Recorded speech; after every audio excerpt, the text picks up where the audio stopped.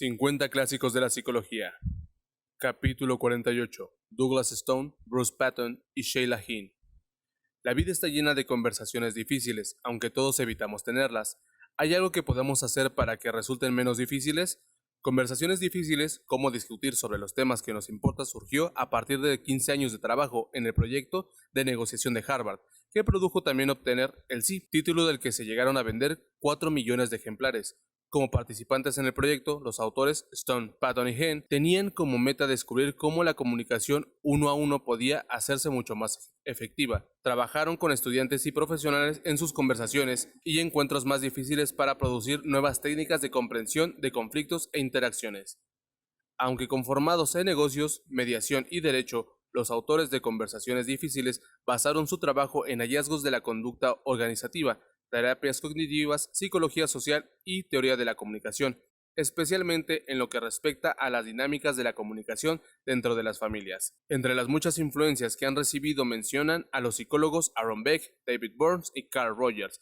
El resultado es una excelente guía que nos introduce a las poderosas técnicas que se han empleado en lugares problemáticos en todo el mundo para aproximar los lados opuestos y forjar nuevos futuros.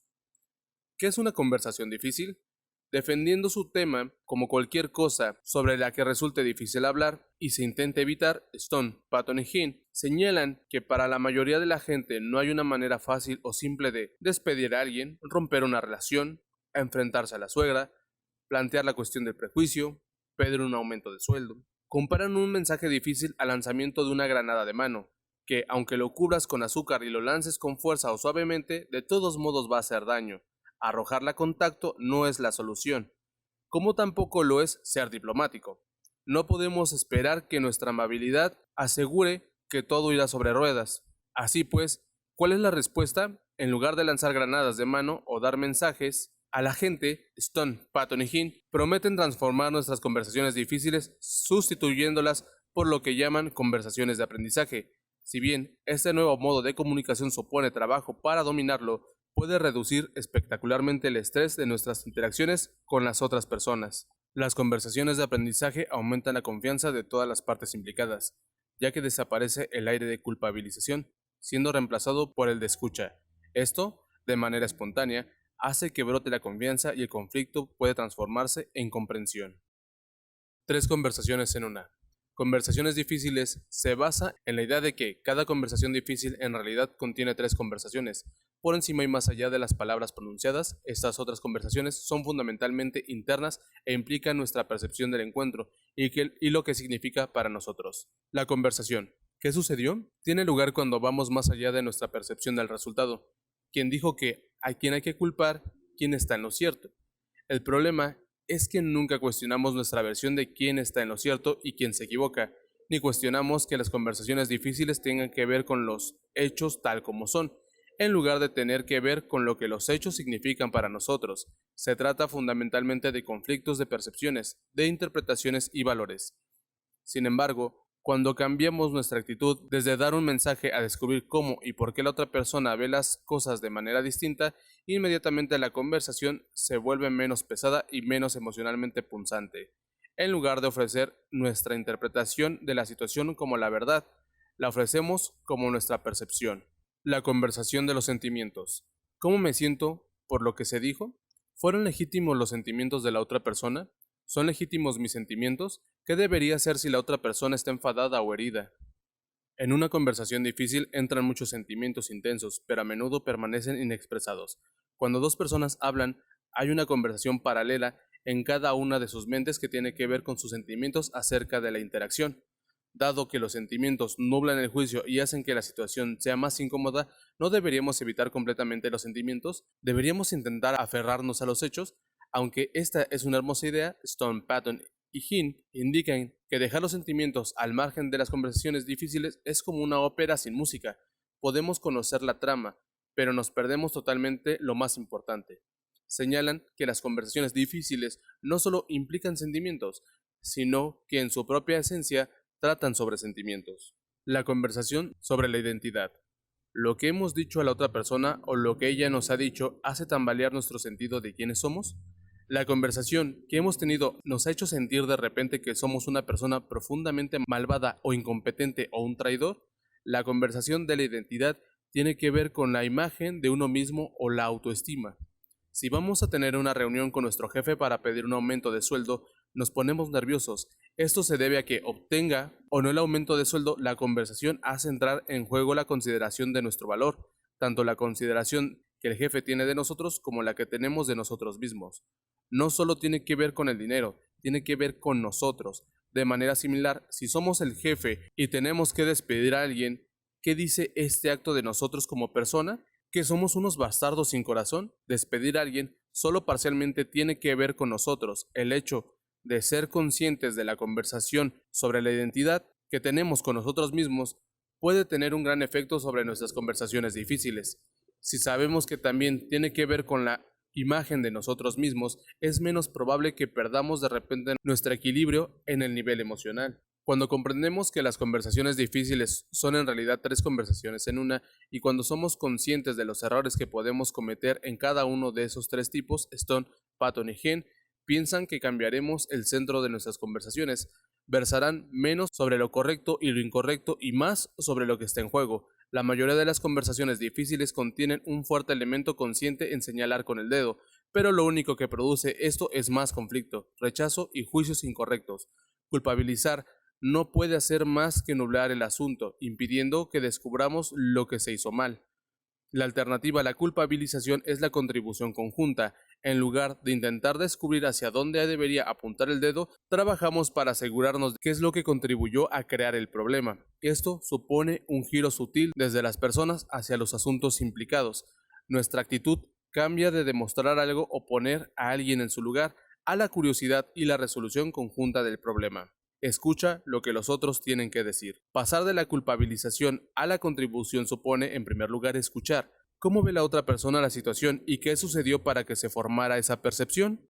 Una de las reglas de los autores es: las personas nunca cambian sin antes sentirse comprendidas. Decir a alguien que haga algo hace menos probable que quiera hacerlo, mientras que la comprensión puede romper el muro de resistencia. Por ejemplo, a Pedro le molesta que Julia no entregue su trabajo administrativo a tiempo, pero, por su parte, Julia solo lo considerará importante si Pedro se para a comprender por qué ella puede estar haciendo eso. Cuando se sientan a hablar de esto, Pedro descubre que Julia no lo hace porque sea perezosa o rencorosa, sino porque ha de atender primero a sus clientes exigentes. A su vez, ella oye decir a Pedro que el hecho de que no entregue a tiempo el trabajo le causa todo tipo de problemas. Cuando ambos se han comprendido, pero no antes, están en condiciones de solucionarlo. Como dice Stone, Patton y Hinn, para llegar a alguna parte de un acuerdo necesitamos comprender la historia de la otra persona lo suficientemente bien como para ver cómo sus conclusiones tienen sentido para ella. Aunque qué duda cabe, habrá veces que sabemos que estamos en lo cierto y que la otra persona está equivocada. ¿No tenemos la razón al intentar evitar que nuestra hija fume? Quizás, pero en muchas ocasiones tener razón no es la cuestión. Nuestra hija sabrá por sí misma que fumar es malo, tanto como nosotros, pero el conflicto puede tener que ver con su deseo de liberarse de su imagen de chica buena y llegar a ser más independiente. Una vez que la hija intenta que ese cambio en su identidad es comprendido, quizá no tenga necesidad de seguir fumando. No seas emotivo, expresa los sentimientos. La expresión cuidadosa de los sentimientos es una parte fundamental en el intento de convertir en productivas las conversaciones difíciles. Stone, Patton y Hinn tienen muchas cosas interesantes que decirnos sobre esto. Por ejemplo, que si intentamos eliminar los sentimientos, tienden a salir de todos modos a través del cambio en el tono de la voz, el lenguaje corporal y la expresión facial. No deberíamos confundir ser emotivo con la clara expresión de las emociones, como me siento herido o estoy enfadado, y no deberíamos convertir los sentimientos en juicios sobre la otra persona. A algunas personas les resulta muy difícil comenzar una fase o una conversación con las palabras siento, pero pronunciarlas puede hacer que la otra persona escuche realmente. No deberíamos rechazar los sentimientos que tenemos, son reales. Date cuenta que las buenas personas pueden tener malos sentimientos. Nuestros sentimientos son tan importantes como los sentimientos de los demás. Cuando negamos su legitimidad podemos sabotear nuestras relaciones. Por ejemplo, si ocultamos la rabia hacia nuestra esposa, no podremos amarla adecuadamente hasta que lo expresemos. Los peligros del pensamiento todo o nada. Las conversaciones difíciles, señalan nuestros autores, constituye un reto a nuestra identidad. El terror que nos produce procede no solo de tener que hacer frente a un asunto con otra persona, sino de tener que mirar cara a cara la verdad de la historia que nos contamos a nosotros mismos. La autoimagen está realmente programada en nuestra respuesta hormonal, que explica por qué podemos sentir un flujo de ansiedad o de rabia o un súbito deseo de echar a correr. Si, por ejemplo, vamos al jefe a pedirle un aumento de sueldo y nos dice que no porque no tiene claro nuestro rendimiento durante este año, el horror ante la posibilidad de ser rechazado puede hacernos adoptar dos actitudes. Una desafiante, querernos defendernos; otra exagerada, el jefe tiene razón, no merezco un aumento de sueldo. Ambas respuestas suponen una manera de pensar todo o nada. Somos o un santo o el demonio, excelentes en lo que hacemos o incompetentes. Un pensamiento del tipo todo o nada es una débil base para nuestro sentido de identidad y nos hace vulnerables a cualquier pequeña crítica. Pero este tipo debilitante de pensamiento que entra en juego, especialmente en las conversaciones difíciles, no se basa en la realidad. Rara vez estamos en un extremo o en otro. Estas reacciones simplifican excesivamente el mundo. La respuesta consiste en hacer más compleja nuestra identidad, valorar que, aunque puede que este año nos hayamos quedado cortos en algunos proyectos, en varios otros hemos destacado y en conjunto nuestro trabajo ha sido tal que creemos merecer un aumento de sueldo. Recuerda que las conversaciones difíciles constituyen una fantástica oportunidad para acercarse a la verdad, convirtiéndolas en experiencias de aprendizaje sin la carga emocional habitual, en lugar de llegar y dar nuestro mensaje: quiero un aumento de sueldo. En el contexto de la entrevista con nuestro jefe podemos decir: me pregunto si sería posible aumentar mi salario. No es una exigencia, así que el jefe no se pone a la defensiva y no somos vulnerables al rechazo. Estamos ambos explorando el terreno, obteniendo información acerca de la situación, de modo que sea cual sea el resultado, no nos sentiremos secuestrados, y como mínimo habremos aprendido algo. Comentarios finales. No hemos hecho más que esbozar algunas de las cuestiones y las técnicas planteadas en conversaciones difíciles. Es un libro para conservar y consultar siempre que se tenga que plantear una cuestión importante con alguien. Dado que fue escrito por 3 personas, es muy fluido y hay muchos ejemplos que hacen que se mantenga el interés. Una omisión es la ausencia de bibliografía. A pesar de que los autores están claramente influenciados por muchos pensadores que les han precedido, el aspecto más estimulante de conversaciones difíciles es la ausencia de cualquier técnica manipuladora. Su objetivo no es enseñarnos cómo engañar psicológicamente a las personas estando de acuerdo con lo que quieran, sino cambiar toda la atmósfera de los encuentros importantes, de modo que el interés, las necesidades y los deseos de cada parte conduzcan a una nueva apreciación y comprensión. Como las presuposiciones erróneas y la culpabilización quedan fuera de lugar, lo que permanece es la verdad. Douglas Stone, Bruce Patton y Sheila Heen. Stone es profesor de Derecho en la Facultad de Derecho de Harvard y miembro de Triad, una asesoría especializada en liderazgo, negociación y comunicación. Ha trabajado como mediador en Sudáfrica, Chipre, Colombia y Etiopía, y es asesor de la Organización Mundial de la Salud. Patton es subdirector del proyecto de negociación Harvard y fundador de la asesoría Vantage. Ha desempeñado también un papel importante en negociadores internacionales, entre los que se cuenta el profesor de desmantelamiento de apartheid en Sudáfrica y conversaciones entre los Estados Unidos e Irán durante las crisis de los rehenes en 1980. Es coautor, junto con Roger Fisher y William Ury, de la segunda edición de Obteniendo el Sí, Acuerdos Negociadores sin rendirse. Heen es profesora de Derecho en la Facultad de Derecho de Harvard y además de su trabajo de asesora de empresas, ha ayudado en la resolución de conflictos entre los griegos y los turco-chipriotas y mediado en discusiones industriales.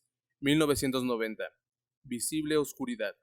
Al volver a leer por primera vez después de muchos años fragmentos de mis novelas, pasajes en los que mis heroínas se tambalean en los senderos que conducen a la muerte, me quedé pasmado al darme cuenta de lo bien que había creado el paisaje de la depresión en las mentes de estos jóvenes. De este modo, la depresión, cuando finalmente llegó, en realidad no era una extraña, ni siquiera un visitante no anunciado.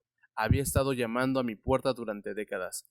Incluso aquellos para quienes cualquier clase de terapia es un ejercicio fútil pueden mirar adelante, a la desesperación final de la tormenta. Si resiste a la tormenta, su furia casi siempre disminuye y luego desaparece, misteriosa en su llegada, misteriosa en su partida. La aflicción sigue su curso y uno encuentra la paz. En resumen, la depresión puede afligir a cualquiera y sus causas a veces son misteriosas. Obras relacionadas: David de Bourne, Sentirse bien, R. D. Laing, El yo dividido, Robert E. Thayer, El origen de los estados de ánimo cotidianos. Y así hemos llegado al final de otro capítulo de 50 clásicos de la psicología. Espero haya sido de su agrado. Busquen ese libro y espero que también les sirva. Y suscríbanse, denle like, compartan, comenten y también activen las notificaciones para que les avisen del nuevo contenido. Cuídense mucho, que tengan un buen día y bye.